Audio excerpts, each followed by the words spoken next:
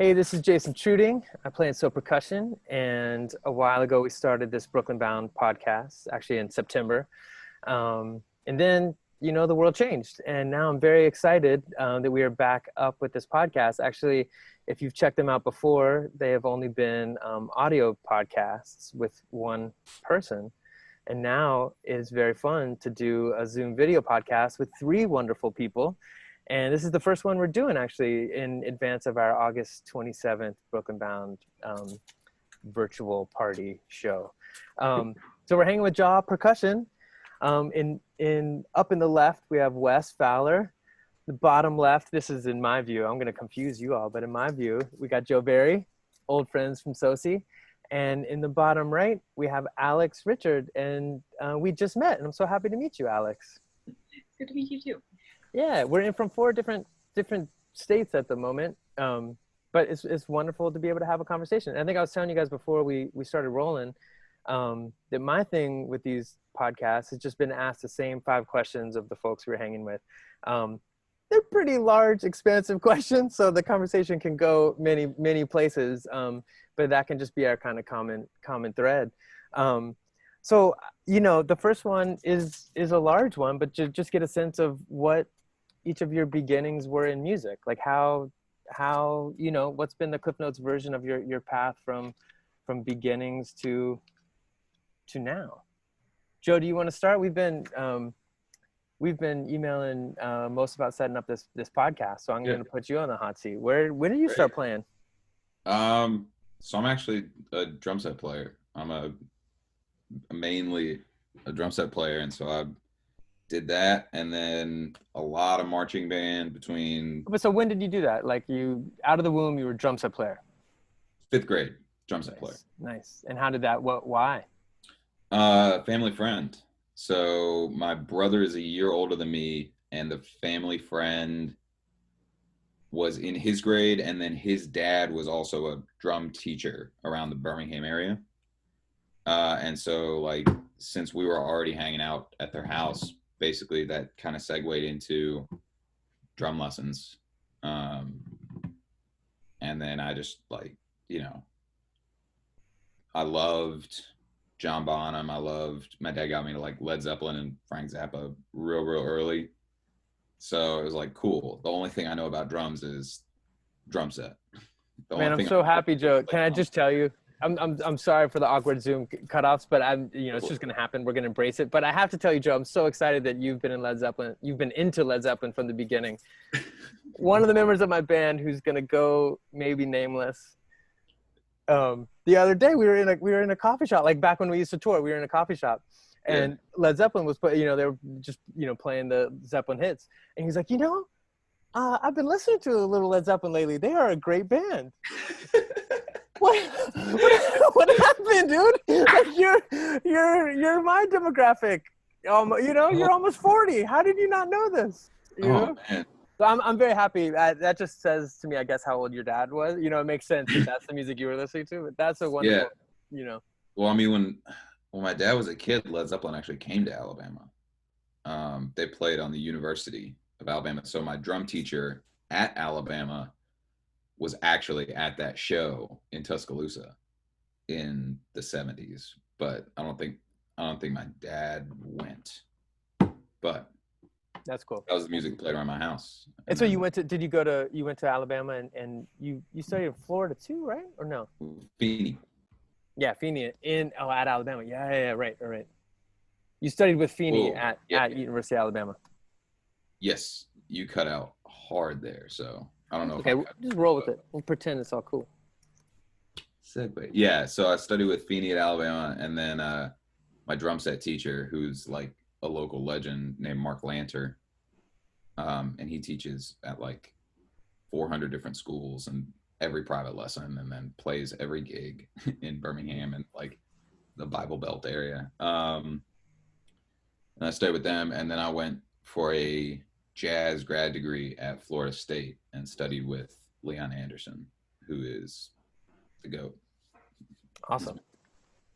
Love it. The GOAT. So Wes, what about you? So Joe, I met you at SOSI 20 something. 17. 17. So Wes, were you at that same hang? Yeah. Is that where you met JaW? Yeah, Joe and I met at SOCI 2017, and that's the only year that I went. So I think that was the first time we got to interact, Yeah. Jason. And yeah, just kind of as a result of being on pieces together, we got to work with Eric a lot. We just spent a lot of time together. And I think what's great about SOCI is there's so much time rehearsing and doing everything, but there's plenty of time over coffee, over meals, where you just get to form relationships. And Joe and I just kind of clicked, and we've been hanging out, even though we've never lived in the same state like ever since, basically. But yeah, it was through SOCI 2017. That's wonderful. I really love hearing stories like that. I mean, I think that's part of a mark of my age too, that like I thinking like, oh man, something we did led to these cool relationships happen. Feels super cool. But so when did you start playing drum set, or what was your into percussion, or to what you do? My intro to percussion just has a bit of irony looking back to it. But like a lot of people, I started in elementary school around 5th grade, and I had the option to pick what instrument I played. And for me, I was looking at all the options, and I was like, man, I just really don't want to read any notes. I like hate reading notes. I don't want to do it. I'll play drums. And one thing led to the other, and yeah, it was a good decision. I read a lot of notes now, but well, that's what I was gonna ask. In your life now, maybe you do read notes, but at the beginning, you got to just. At the beginning, I was taking drum set lessons out of music and arts and then I was like doing just on a pad and stuff in elementary school, and then middle school and high school, I really loved marching band. Like I was definitely a drumline band kind of guy. I eventually started studying with John Kilkenny, who teaches at George Mason University, which because of proximity is like right across the street from the high school that I went to in Northern Virginia. Where was that? My partner went to grew up in Springfield, Virginia. Oh, really? I mean, it's just right by George Mason. It was really close. It's James W. Robinson Secondary School or high school. It's funny talking one of my current teachers now, Kyle Brightwell, who's at Boston Conservatory, where I'm at now. We bonded over the fact of being Nova kids, or like Northern Virginia kids, because it seems like this whole hub of like suburban neighborhoods that everyone eventually just tries to get out of and like get in the real world. But it's a good place to grow up. Yeah. And you've managed. You're out of suburbia, and you're in Boston now. You're at Boco. Yeah. Yep. So in high school, through kind of my lessons with Kilkenny, I got really interested in concert percussion, and I went for my undergrad to the University of Tennessee at Knoxville, which is where Alex Richard and I met. Oh, cool. There. And we were was that Andy Bliss? Yep. Was your teacher? Andy awesome. Bliss was there. And he was just super influential in the way I think about being a professional musician, about things that are important in life, and just the ways to tackle complex problems. I think he's such a good thinker when it comes to problem solving and time management. And for an undergrad, that's like who you need, you know? And then after that, I ended up moving up here to Boston just about a year ago now to study at Boston Conservatory with Doug Perkins, Nancy Zeltzman, Sam Solomon, and Kyle Brightwell. And then Doug left you. Yeah, and then Doug, we had our first lesson, and he's like, I don't know if this is going to work out. I think I gotta get out of this state. This is so bad. I need to get to Michigan. I need to get to another state. Yep, he fled the state. That's really funny. Yeah, I love Andy Bliss. I don't know what protocol is on a video podcast because I've never done one before, but I almost wanted to start taking notes and be like, we converse every once in a while just around Neefnorf and around what he's doing. And I totally agree that he's such a cool thinker. And we were actually supposed to be down in Knoxville this spring, which is always a pleasure. I was going to ask had been down in Knoxville a couple of times. Have we met before down there, or is this actually our first meeting? I have seen So in Knoxville before, but I don't think we've actually Okay, wonderful. I'm sad to hear that, but I'm happy to hear that because I always you know, if somebody's met before, then you say you're meeting them for the first time. It's just kind of a crappy thing. But when we were down in Knoxville one time, we played drumming with some folks from the university, or it was kind of NEF/NORF / university folks. So that's cool. So what led you to Knoxville, Alex? What were your beginnings? So in about 5th grade, I really wanted to be a rock and roll drummer, and just be in like a heavy metal band. My dad listened to a lot of like Metallica and a lot of Styx in the car. My mom listened to a lot of like 80s pop, and so I was just very much like, I kind of liked both of those. And so I was going to do that by joining the 6th grade band. And so I got my little glockenspiel and my little drum pad and started learning. And then in high school, joined the marching band. My high school was very heavily into marching band, not quite so much on the concert side. And then ended up at UT a few years later. And then that's where like my mind was blown by just seeing all of the different, like you said, like Andy was super steeped in contemporary percussion and contemporary chamber music, and I like had no idea that world existed. And being in Knoxville, we were really fortunate, Wes and I, to see NEF/NORF happening, and then to be able to participate in NEF/NORF and to be able to go to the Figures Festival. That's like all just super local. Excuse me. And so that was really influential on my music taste. And like I said, I had never been really exposed to that before, and now it's like the thing I love the most. But at UT, I got my education degree, so I did some student teaching and did a lot of teching around the Knoxville area. And now I am at Nebraska, about to start my 2nd year with Dave Hall. Cool. But so going back, you started in such a fun place. You were hearing heavy metal in the car from one of your parents. You were hearing 80s rock in the car. You had the goal of being a heavy metal / rock drummer, and the drum pad got in the way. Is there more of that story? Have you fulfilled that side? Have you played in a heavy metal band yet, or is that still something that we should be trying to figure out? Or does JaW Percussion need to expand your horizons, their horizons, to allow for that? Like, have you done that, or did your tastes go a different way from the drum pad moment? It's definitely still on the list and still aligned with my taste, but I haven't really gotten to it. Yeah. More contemporary percussion, and like I said, my high school was very marching focused, so I was like in the front ensemble doing a lot of like marimba for a long time. Not as much focused on drum set stuff, but it is still on the list. I would like to get it. That's cool. I think I was telling you all before we pushed record, I have two I was gonna say young kids, just kids, 7-year-old and a 9-year-old, both pretty musical. And Elsie, the 9-year-old, definitely a drummer. You know, all of a sudden now we have 2 drum sets in our house, because during COVID we can just throw more things in your house, because that's the only place we can play drums together, which is great.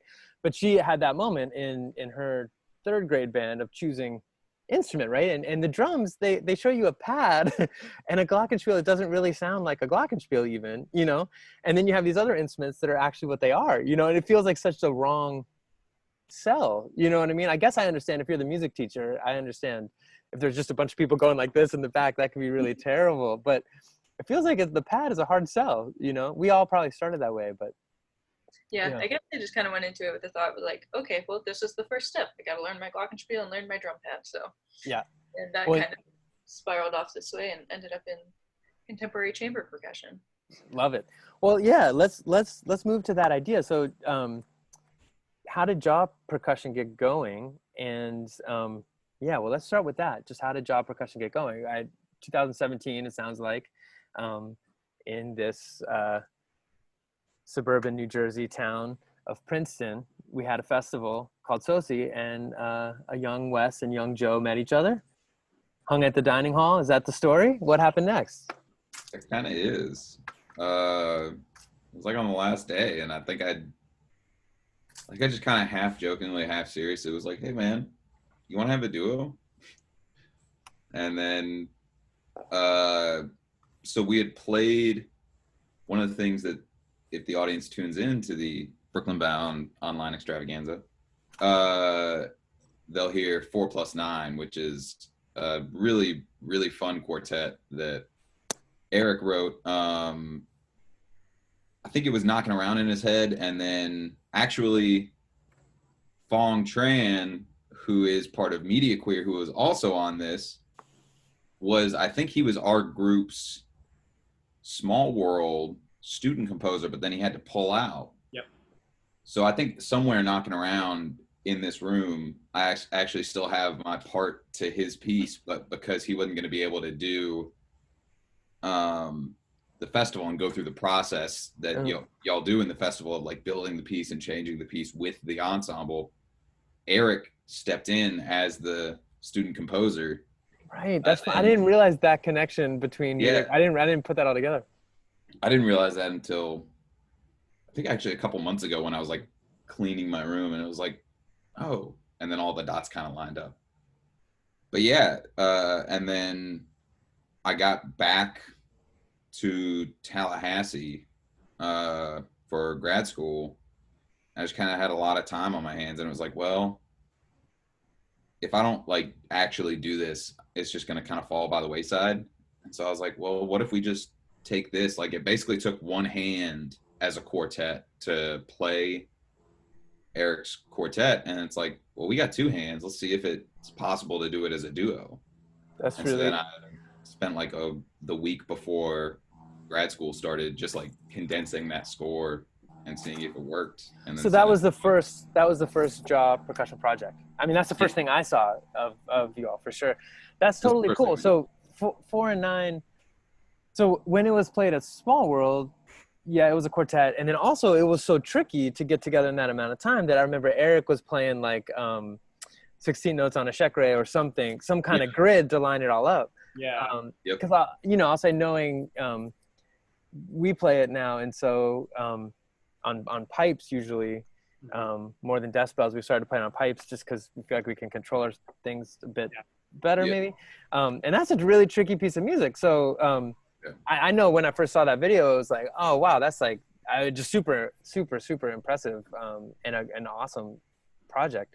And so is it true, if I'm remembering right, Eric Chabich, who didn't learn about Led Zeppelin until he was 36. I had a feeling that was him. Yeah. He said almost 40, and I was like, all right, that's cutting a couple out. I'm just joking. Yeah, exactly. That was coy with that one, right? No, I'm throwing him under the bus. Like, wow, these guys really got something going on. Yeah, it's not that he didn't know anything. All right, sorry, Eric. If Eric's not going to listen to this, but so.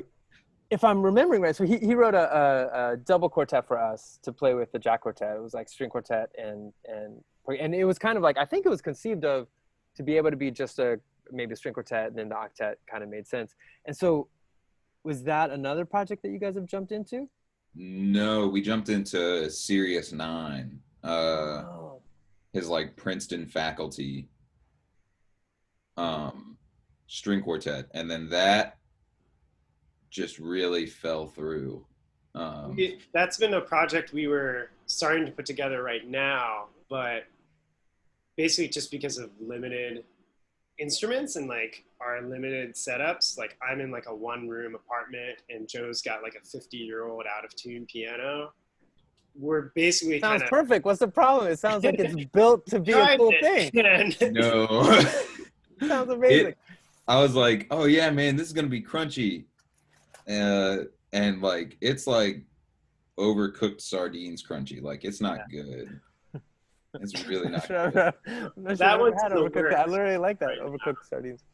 Yeah, okay, so 9 is in the works, but this original desk bell quartet evolved into this 4-mallet percussion duo that we videoed, and it was really cool because all the materials that we used for the piece Joe actually made himself. Something that I really enjoy about being in a duo with Joe is that he often makes like more than 75% of the things that we hit. He like cut some slate and tile and some steel channel rods that just sound awesome, and they pair so well. And he just drove that stuff up to Knoxville. And we had pretty loose access to the recital hall that I think is pretty uncommon. We basically had like absolute control over the recital hall. Because you knew how to sneak in the back door, or just because it was cool? I knew the guy who was in the recital hall, and you know the guy. Gotcha. The guy, and then like you're set. But Joe brought all that stuff up, and when Eric wrote this piece, it was in like a spreadsheet format. I think Eric and Joe also love spreadsheets, and it's something that's growing on me. Like, as opposed to like traditional music notation, it'll be like, what do you mean by traditional music? And you're gonna repeat it this amount of times, and I'm like, okay, I think I got this. And it's such an efficient way to like create cheat sheets and create music for some of these projects. And Plus, I love this conversation. This is a conversation that I just love having in life, and it's definitely a conversation in our band as well. Of folks in the band that think that way, and folks in the band that think left to right.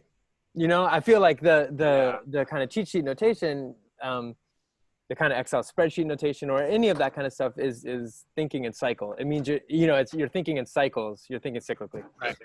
And then, you know, and I think I've learned music that way for a long time. And I imagine with Joe, it's because for me, partly it was being a drummer, studying in a jazz program where you deal with forms, you know? Yeah.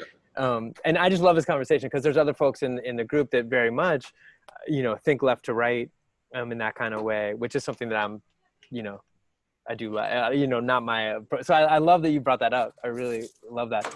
And I also love, I mean, I think of you guys a bit as the, you know, Eric Beach Repertoire Ensemble. So I'm looking to see this other quartet happen. But so that octet, and then we'll just knock out. Well, that's kind of what I thought you were thinking, which I love that piece of music. That I would flip out if two people learned how to play those 4-part. That would be really phenomenal and to the point of impossibility, I think. But so on this Brooklyn Bound set, we're gonna hear 4+9, but we're also, there's another project.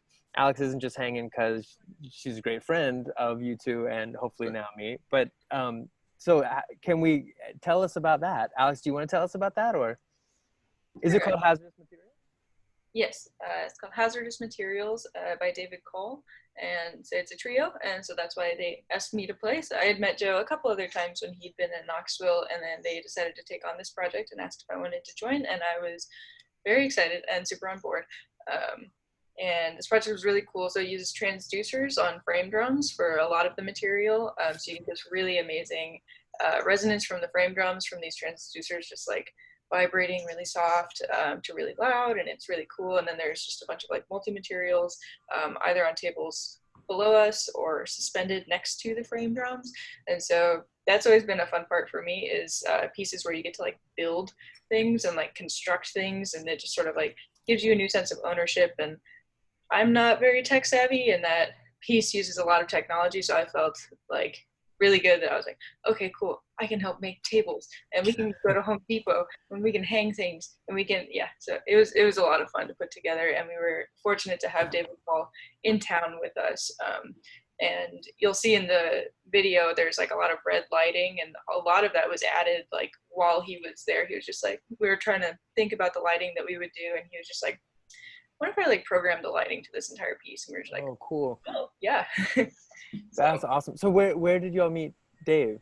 What's So this project was a result of a cold email. I basically was just researching repertoire, and I came across this trio that it was written for line upon line percussion. And I came upon a video of that trio playing this piece, and I just thought, wow, I love this piece. And my now wife, Kendall, and I, she's a videographer, and we had been making a couple of video projects together, and we just thought, like, wouldn't it be cool if we could try and make a really great video production of this trio? So basically, I emailed David and was like, hey, we want to record your piece and basically provide you with a video that you can document it, which I think is really popular these days in making like music videos to put in your resume. So I emailed him. We started investing in some of the audio material, and it wasn't until we realized how much the lighting material was going to be that, and how complicated, you know, David is an amazing programmer on Macs and through software. And he's like, yeah, the patch is really simple, super simple. I'll email it to you. And I opened it up and I was like, okay, I think we should fly him over here. Yeah. This is like, I'm a little out of my element. So he saw an opera one night and then was flying from basically UC Berkeley to Knoxville like the other day. And we were able to fly him there, and he was like instrumental in putting together the visuals for the project. But Awesome. I think it's a really great example of how composers want their music to be played.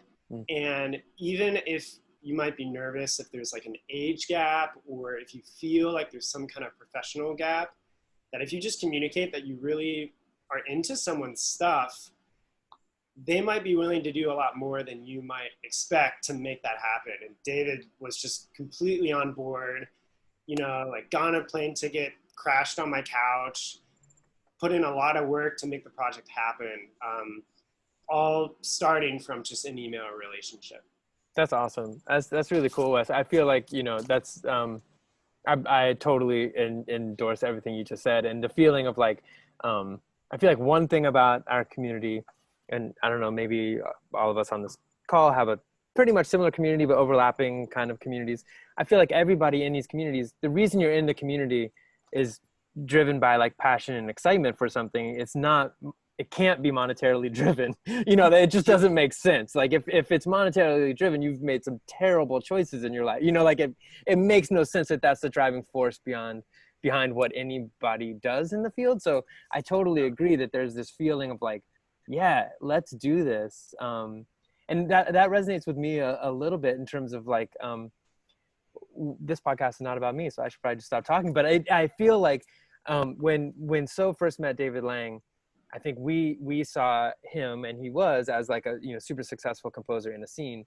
What I didn't realize is that he saw us, which is probably the way David saw you all, as like, you know, really gung-ho young graduate students who are willing to put in a lot more time than professionals are. You know what I mean? Like you have time. It doesn't feel like you have time, but you have time to commit these amazing, this energy to what other folks are doing. So I totally see, it feels a little bit wise beyond your years to say that, Wes, is all I was trying to say. I totally see that view.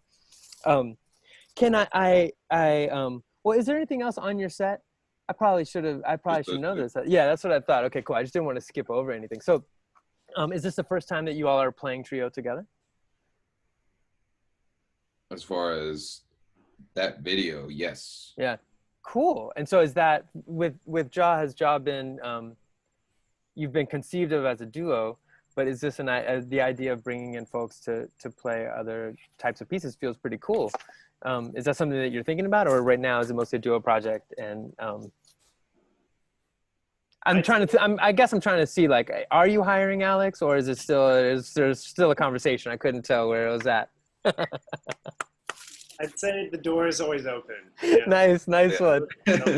We definitely started out pursuing duo repertoire, and we're like, that's like our main focus, but like the door is always open to invite non-percussionists to play with us, or other percussionists, or sound artists, or like visual artists. So I think, you know, Joe and I started this project with the intention of like, we just want to create interesting things, and that naturally, I think, leads you to include others and then expand your reach. So Alex and I are great friends, and we spent literally all day, every day together because we were in the studio together. So I told her about the project, and she was like, heck yeah. That's cool. That's really cool. I do feel like maybe this is going to lead to a next question, but for me, in this moment of, you know, COVID, remote, so has been working pretty much remote. We've been in the room one time in the last 5 months, and it took a lot to get in the room together. A lot of COVID tests, a lot of like safety precautions at the hall. You know, it's like really insane to get in the room together. So we've been excited to do remote projects. And the thing that we've learned about is that actually, like, collaborating with people, that's one of the things that's cool about remote projects, right? Is that, like, you know, you three are in 3 different places right now, but actually if there's interest in collaborating in a different way, or, you know, so has interest in collaborating with folks that don't live where we do, oh, wow, all of a sudden reframing things, there's a different thing to take from it, you know, a different way to work. But you know, what I wanted to ask, I mean, it's, you know, we've been alluding to it, but there's just, you know, no way around the fact that, like, this is an intense time, you know, like I feel like I keep recently going back to the idea, like I'm a parent, and usually my kids are going through something that me or Beth have been through on some level, you know? And so then the world starts to go through something. It's like, wow, like, you know, they're thinking like, wow, my parents have never been through this. What the hell? And then you're like, wait, no, actually, like, nobody living has been through this, you know, right? And then, like, you know, with the COVID quarantine isolation feeling, and then I think, you know, over the last 3 months, you double that with the Black Lives Matter movement and the, you know, that conversation and protest and action, putting those two things together, it's like just kind of just impossible for me to feel any sense of normalcy, right? And so what are you guys dealing with in this moment, or how has that influenced your practice, or what's on your mind there, or, you know, maybe open into conversation of just recognizing the insanity and importance of the moment, you know? I'm gonna have to call on people. We could go in reverse alphabetical order. I mean, part of the reason why the serious project fell through, and I think I told Shelby, and I don't know if she told you this, and I've told Wes, was because, like, for like 3 months, like, I was just super depressed. So it was like, cool, I'm gonna do this. I'm gonna get this, like, one piano part done today. And then just that, like, every single day was just like hitting a wall, and it was like, it's not happening today. It's not happening today. So it was just kind of droned on. Yeah. But I'm out. I'm good. Yeah. We're out of the basin. But I feel that in terms of, I don't know if you feel this, for me, you know, I'm sure you guys have hit this moment in your life. I think I had hit it by the time I was your age, but it's really, you hit it more and more as you just go through this, of just like, I am very passionate about this thing that is this niche thing of this niche thing. And I'm spending all this energy on this niche thing of this niche thing. If I put that energy towards something more important, wouldn't that be a better use of my time, right?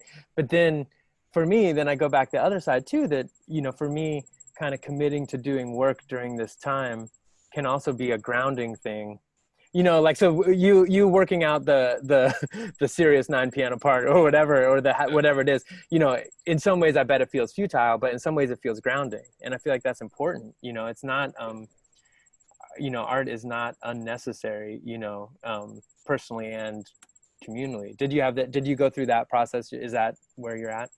Yeah. So, I mean, the biggest two things, like, I'm just a very simple person. Like, people are like, what do you do? And it's like, well, I pet my cat, I ride my bike, and I play drums. And it's like, you know, looking back on those couple months, it's like, well, what wasn't I doing?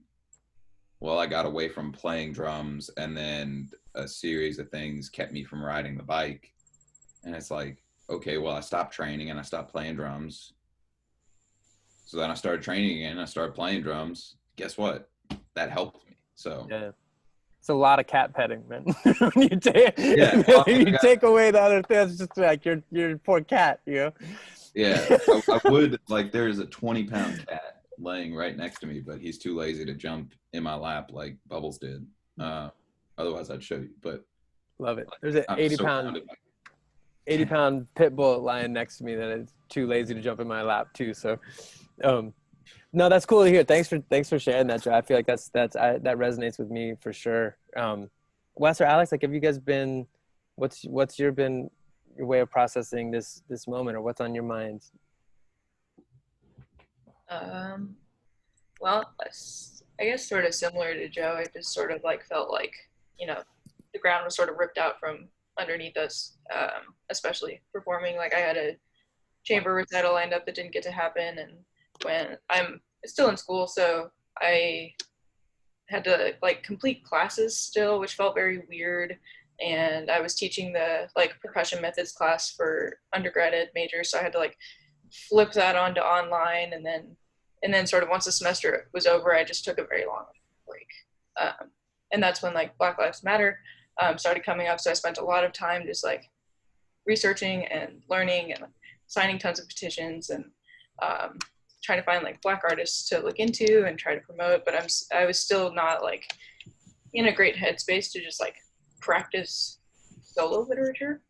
So it took a lot. Now that school is kind of starting back up again, I'm starting to sort of like have some deadlines and get a little bit more routine. But for a few months there, it was like just really difficult to start on that.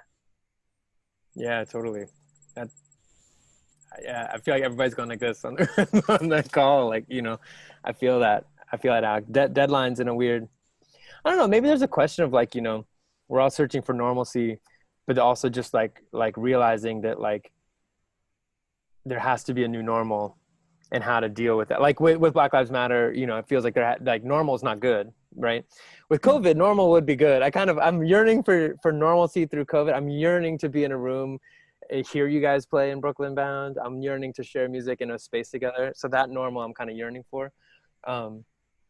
But then with these other larger social issues, right, the idea of normal doesn't exist. So then, you know, what are those two things? How do we deal with that, you know, as, I mean, white people thinking about this, you know? Wes, what are you thinking? How's this moment been for you? Right. For me, it's been, like a lot of people, it's just been dealing with a lot of change in a short period of time. It seemed like everyone was just doing their best to try and figure out what the safest thing to do was. And for me, I, like Alex, was in my first year of my master's at Boston Conservatory, and our classes went online, and I'm in a small, like, one-room apartment in Boston, and I ended up spending some time with my parents and then Kendall's parents, and we were in Knoxville actually staying with Kendall's family when George Floyd was murdered. And I think, you know, my education has been like drastically affected by COVID. And I'm taking time off from school in the upcoming year, so I'll be out of school for the first time. But that time in Knoxville allowed us to have conversations that we had never had before as a family. And I think I was just confronted with the reality of my situation compared to the reality of the situation of Black people my age. You know, my parents didn't sit me down when I was 8 years old to explain racism to me. And it was just a time that I think, because things were taken away, like something else was given to us, we were able to have conversations that are really vital for white people to have, I think, to try and empathize and learn about these experiences. And since then, I've been trying to pursue what real activism looks like in your school curriculum, and also outside of school programs, and also just trying to learn repertoire by Black composers and seek out resources. I was watching this video that's on YouTube. It's with like the Library of Congress called The Cry of Jazz. It's like totally free, just half hour, but it just blew my mind. It's a really amazing video from the 50s actually that really resonated with me today. So I'd really highly recommend it to check it out. But yeah, it's like, I'm not gonna be in school for the first time in a really long time. I'm just going to be working and pursuing independent projects. And while we're all trying to find like the new normal and trying to adjust to these times, you know, because we do have to believe that it's temporary. Because of that, there are things I can be doing to make myself a better person, to make myself a better human, and to help others who aren't in the same position as I am. So it's just, for me, I really view it like, you know, things have been taken away and new things that are being shown to me that were lacking in my life before. That's an awesome way to look at it. I feel like so much. I mean, I appreciate you guys having this conversation like this. It's also just such a hard thing to talk about on any level over Zoom, you know. And so it's like these two things, this like lack of being in the same room as somebody to have some difficult conversations. You know, I think so much of me right now is thinking about this through the lens of being a parent. And when you said, Wes, it's like, you know, the more conversations I'm a part of, when it's like, oh wow, you know, like, have you had the talk yet? Oh, actually, I don't have to give the talk to a 7 and 9-year-old white girl. Yeah. But friends and colleagues and other dads of color have to give that talk to somebody who's 7, to somebody who's 9, you know, to say, keep your hands in your pocket when you go to buy bubble gum. You know, it's like those things, realizing just like learning how to talk about it feels like an important step. And it's nice to feel like, for us right now, it feels like we're all in that moment together in a certain way. I have a more positive last question to end our Zoom on, but I just would say, especially with Wes and Joe as Soci alum, but Alex as a new friend and honorary Soci alum. I don't even know if you want to be a Soci. You know, it's to bestow an honor on somebody that may not be an honor. Mail her a cold ogie. Yeah, exactly.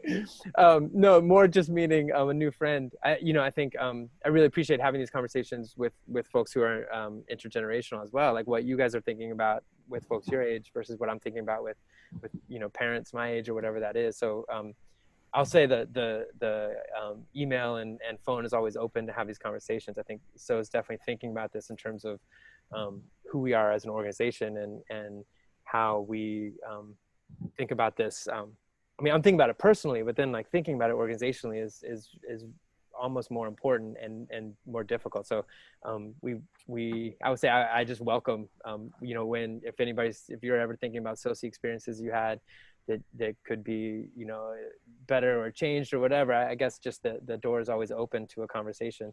I think we're all learning how to have it. But I wanted to say, coming out of the COVID part of that question, I guess, or the Brooklyn Bound idea that, you know, everybody's going to be experiencing this show, you know, virtually, thinking back in a more fun way to when you used to play concerts for people. Do you have any, I know, so like we think through, I think one of our bonding things when we're in a van together driving from, you know, whatever, 6 hours from one show to the next is, you know, sometimes we'll start to think about the kind of memorable concert moments.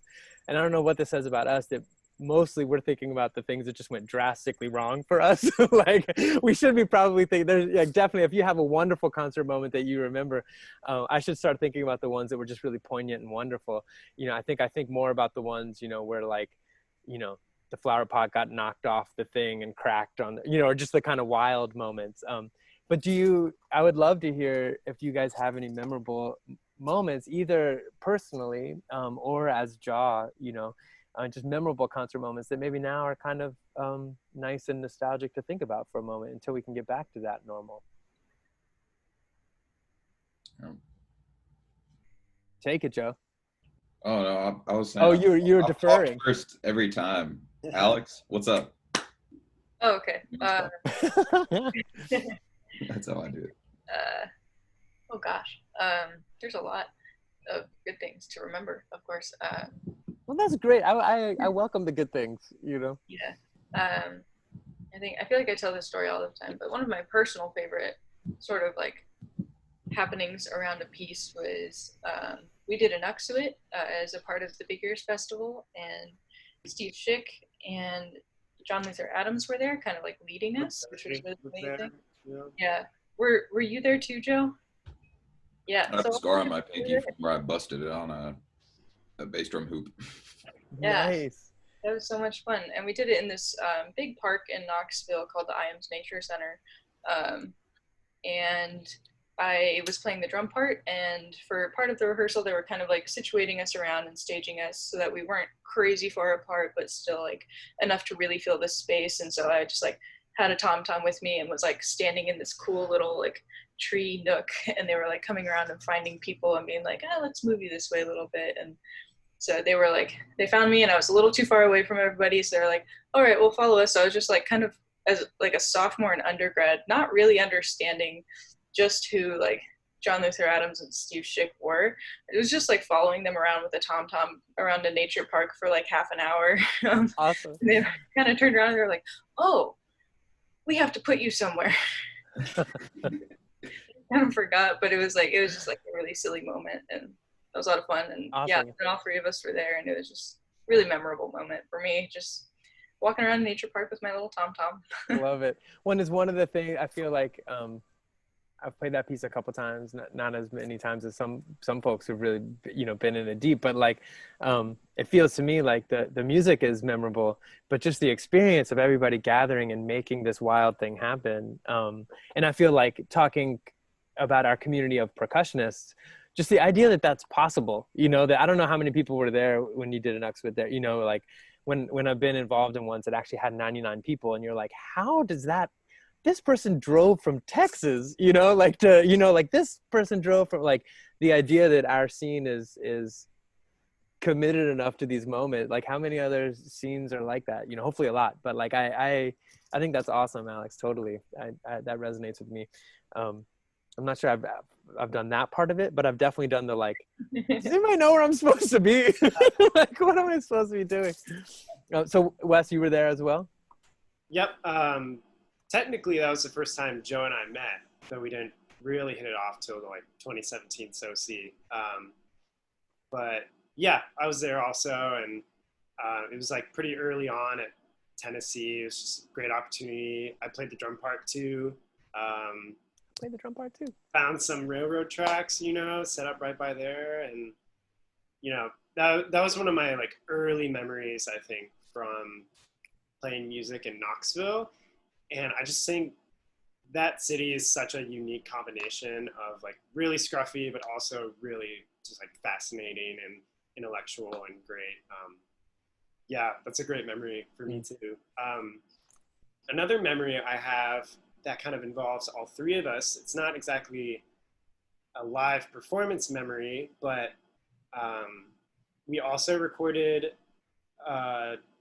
chime duo by Tristan Parrish called Impermanent. It features 1-bit electronics and tubular bells. It's like 45 minutes of rolling on chimes at pianissimo. Can't miss it.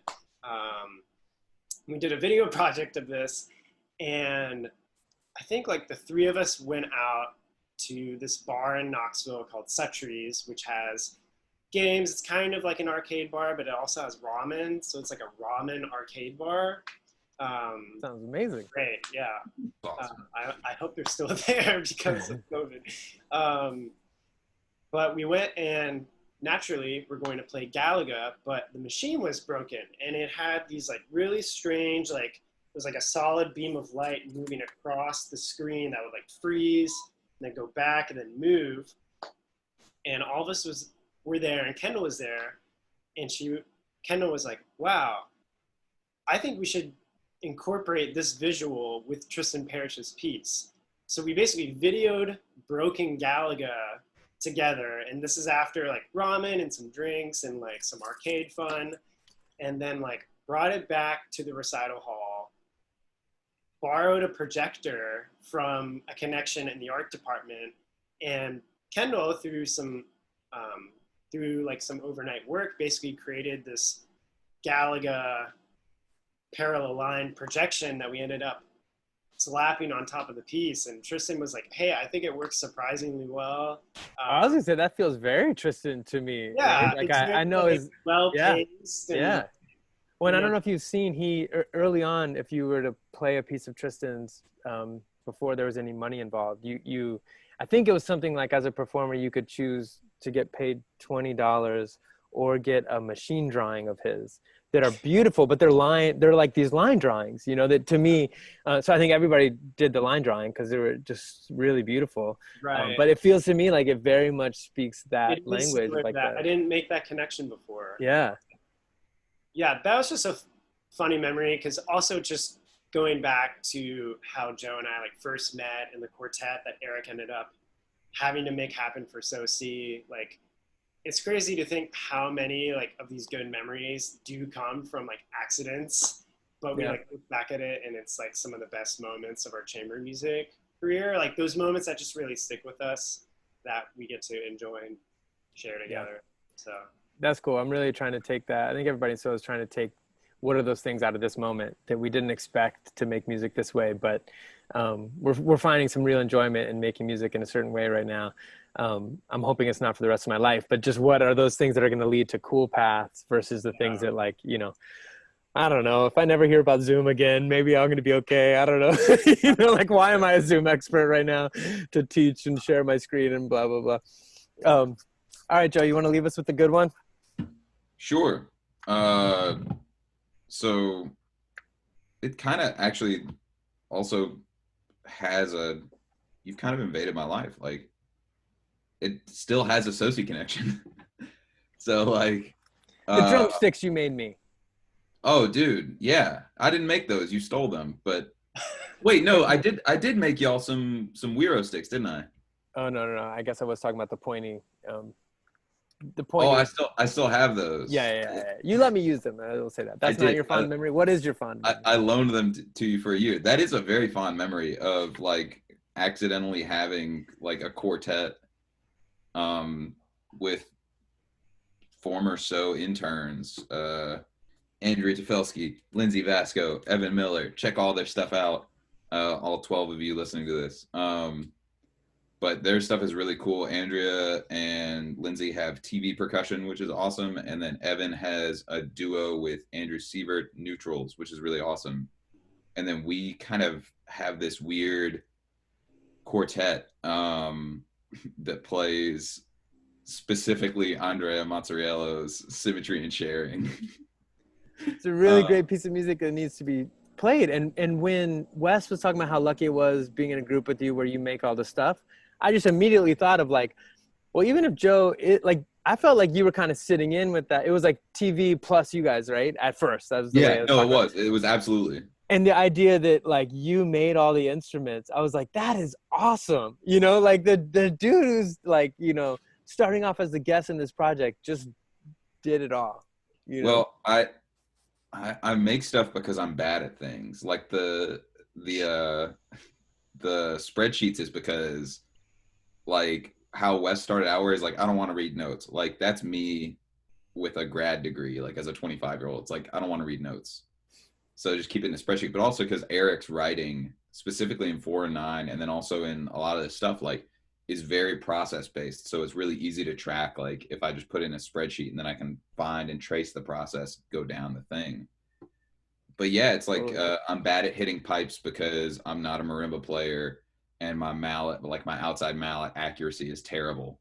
Well, what do? Like, I find, like, instead of like a tiny little pipe, I find a 2-inch wide bar, and turns out I actually like that anyway. And, like, it's a lot easier to hit, and it's a lot harder to, like, hit it and then just, like, go off into the distance. I'm with you. I subscribe to that. And then those sticks was like, you know, well, we don't have pairs of sticks that sound the same. And, like, we were all hanging out at Lindsay's house for like a week before Soci, 2018, I guess. And then it was like, you know, well, we got to go to the, like, Berkeley Guitar Center, and they have a surprisingly terrible assortment of sticks. So they could have some sticks. Berkeley. We would think. Yeah. They had, like. So I need to drill in here, Joe. Yeah. The fond memory is which part? The people, or the shopping, or the It was a completely self-deprecation. It was a completely different story. Which is the fond? Let me drill in on the fond memory. I think it was the people. Oh, it's definitely always the people. Yeah. Like the Andrea, Lindsay, Evan, and yeah. that performance was awesome. I love that piece of music so much, and it's really difficult and doesn't get played much because you have to sing. You have to be pretty okay at singing, which means I'll never play that piece of music. I'm surprised. Harmonize, right? It's like harmonize. Yeah, I'm surprised they keep me in the quartet because I'm not a singer at all. Come on. All right, Joe. Well, I feel like I need to ask another question to lead us out, you know. but I feel like you led us in a real direction of thinking about people, which I think is, oh, that's a nice leaf that just dropped in my video screen. Hey, look at that. We can leave with that. Well, it has been a pleasure to talk with you all. What if we leave with Hey, Georgia. that picture of Georgia? You've met Georgia. Have you met Georgia? Yeah, I love Georgia. I've never met Georgia. Yeah. Well, Georgia, I'll leave you with the story of Georgia. Georgia, originally the original Soci mascot was Sammy, her dog, who was a wonderful, very confused Beagle, German Shepherd, Pit Bull mix. It didn't quite know what she was, but was really wonderful. And Sammy passed away. And when we were going to get a new dog, I thought maybe with young kids walking this dog, we shouldn't get a Pit Bull. You know, just, I love pit bulls. They're so snuggly and wonderful, but they have strong jaws. Maybe we shouldn't get a pit bull. So we, through, you know, a shelter in Texas, actually, got a black lab retriever mix, originally named Regina George, that we named Georgia. And as soon as Beth picked her up and drove home and saw this big old pit bull head, it was like, not only did we get a pit bull, but we got a huge pit bull. We got an 85-pound pit bull that's like the sweetest dog and won't hurt a fly, but, you know, could definitely kill a human. You know? So, like, yeah, that was it didn't quite go the way we thought it was. That'll be the way I lead this conversation out. Alex, it is amazing to meet you. I'm very happy to make new friends, even if over Zoom. Let's pretend like we actually met and this was the first meeting, so that if it ever happens in person, we can, you know, be friends already. Wes, it is nice to connect again. It's been a second. And Joe, I feel like I haven't talked to you in a while either. Maybe I've texted or emailed with you a couple times, but it's wonderful to see all your faces and hear about what you're doing. And we're so excited to see and hear your set on August 27th. Do you guys know what time the show is? 8 o'clock. Do you know? 8 o'clock Eastern? Yeah, definitely. It's definitely Eastern time. All times are Eastern. We're going to say, you know, this is our first one. Somebody tell a fun story. I'm going to look up what time the show is at so as not to give out any bad information. And everybody's hung up the Zoom already. Everybody's stopped listening to the podcast by now. But I'm going to check it out. Get a 20-pound cat real quick. Yeah, show us a cat. I don't have a cat to show you. Come on. Oh, guys, I'm so glad I did this. It is at 7 p.m. Eastern time. 7 p.m. Eastern, 6 p.m. Yeah. Central. And, you know, the website says Eastern Standard Time, which is also not true. It is Eastern Daylight Time. Not that anybody cares, but I just say ET, so as not to mess up that one, you know? So everybody can hear this set by JaW Percussion along with Secret Drum Band and Media Queer on August 27th at 7 p.m. You guys are going to be there? Do some chatting. The most fun thing about these shows is that, you know, some people can get together and chat while music's happening, which I found strangely comforting to know that, you know, a group of people are experiencing something together. So please be on to let us know your presence and to chat away. And I can't wait to see you guys again soon. Thanks, Jason. Bye, guys. Thanks, Jason. Thank you. See ya. Bye. See ya.